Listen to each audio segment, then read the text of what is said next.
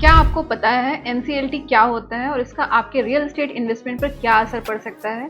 तो मैं नीलोफर आज मैं आपको समझाऊंगी एनसीएलटी का पूरा फ्रेमवर्क, लीगल रोल्स और रियल एस्टेट पे इसका क्या इम्पैक्ट हो सकता है। ये वीडियो आपको थोड़ा टेक्निकल लग सकता है, मगर मैं कोशिश करूंगी कि मैं आपको बिल्कुल सिंपल भाषा में एनसीएलटी समझा सकूं, क्योंकि आज के डेट में अवेयर होना भी इक्वली इम्पॉर्टेंट है। सबसे पहले समझते हैं एनसीएलटी का मतलब। एनसीएलटी मतलब नेशनल कंपनी लॉ ट्रिब्यूनल। ये क्वासी जुडिशियल अथॉरिटी 2016 में कंपनी एक्ट के सेक्शन 408 के तहत बनाई गई थी। ये ट्रिब्यूनल बनाया गया था किसी भी कंपनी के लीगल इश्यूज जैसे insolvency, bankruptcy, merger demerger, winding up of companies, governance issues या फिर शेयर होल्डर कॉन्फ्लिक्ट्स का एक सेंट्रलाइज सॉल्यूशन मिल सके। इसका मतलब एनसीएलटी सिर्फ रियल एस्टेट तक सीमित नहीं है। किसी भी कंपनी का फाइनेंशियल या मैनेजमेंट इशू होता है तो उसे एनसीएलटी के थ्रू सॉल्व किया जा सकता है। एनसीएलटी उसके डिसीजन ले सकती है। एनसीएलटी का स्ट्रक्चर भी काफी ऑर्गेनाइज्ड होता है। इसका प्रिंसिपल बेंच दिल्ली में होता है और फिर multiple regional benches all over India में होते हैं। इसमें दो तरह के मेंबर्स होते हैं, जुडिशियल और टेक्निकल मेंबर्स।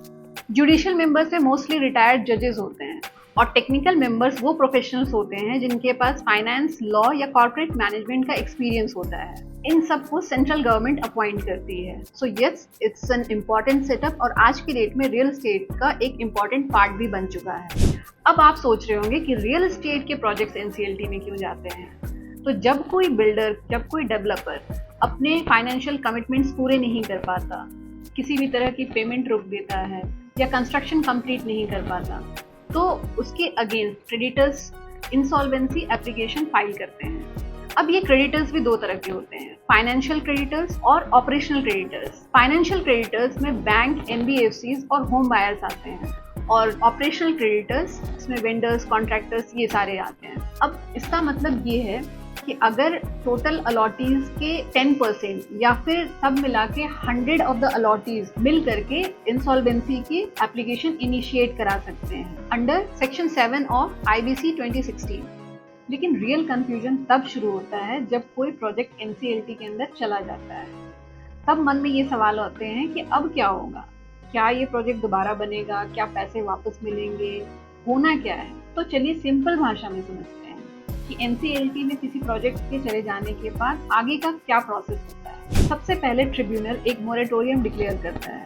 इसका मतलब ये होता है कि डेवलपर के अगेंस्ट किसी भी लीगल इशू पर टेम्परेरी रोक लगा दी जाती है। इसके बाद एक प्रोफेशनल अपॉइंट किया जाता है, आईआरपी मतलब इंसॉल्वेंसी रेजोल्यूशन प्रोफेशनल्स। आईआरपी का काम होता है प्रोमोटर्स के फाइनेंशियल कंडीशन को एनालाइज करना, क्रेडिटर्स के क्लेम लेना और पूरे डेटा को कंपाइल करना।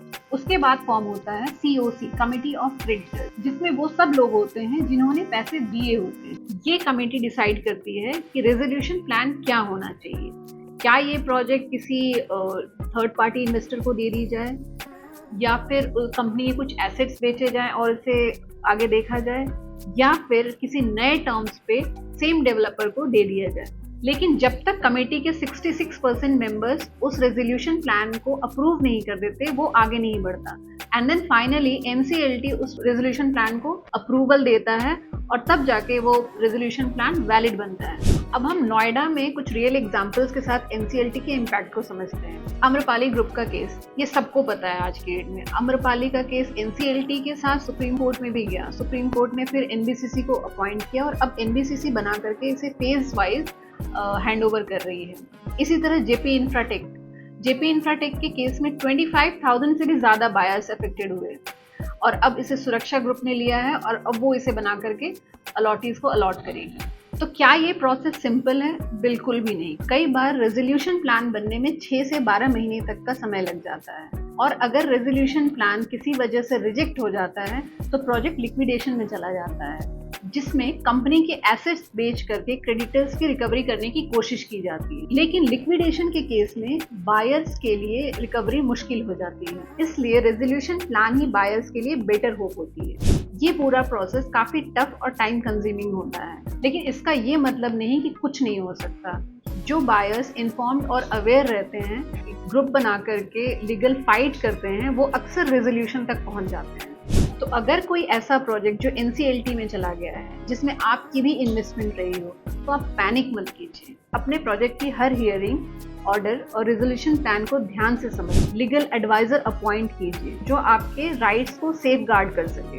अलॉटी ग्रुप में एक्टिवली पार्टिसिपेट कीजिए क्योंकि वोटिंग प्रोसेस में आपकी भी वॉइस काउंट होती है। और सबसे जरूरी, अपना डॉक्यूमेंटेशन ठीक रखिए, जैसे builder buyer agreement, payment proofs, email trails etcetera. तो सही अप्रोच, राइट टाइमिंग और लीगल क्लैरिटी के साथ कई बायर्स ने अपने घर वापस भी पाए हैं। ये जर्नी बिल्कुल भी आसान नहीं होती, इमोशनली भी और फाइनेंशियली भी बहुत ड्रेनिंग होती है, लेकिन अवेयरनेस ही आपका बेस्ट डिफेंस है। अगर आपको मेरी ये वीडियो इन्फॉर्मेटिव लगी तो आप इसे शेयर ज़रूर करें। और अगर आपको किसी नेक्स्ट रियल एस्टेट कोई ऐसा टॉपिक हो जो आपको लगता है कि मुझे यहाँ एक्सप्लेन करना चाहिए, तो आप मुझे कमेंट बॉक्स में मेंशन कर सकते हैं। मैं अपनी अगली वीडियो आपके ही सजेशन के अकॉर्डिंग बनाऊंगी। और मेरे चैनल को सब्सक्राइब करना ना भूलें और इस वीडियो को लाइक ज़रूर करें। तो मैं नीलोफर मिलती हूँ आपसे नेक्स्ट वीडियो में। तब तक के लिए बी इन्फॉर्म्ड एंड अवेयर।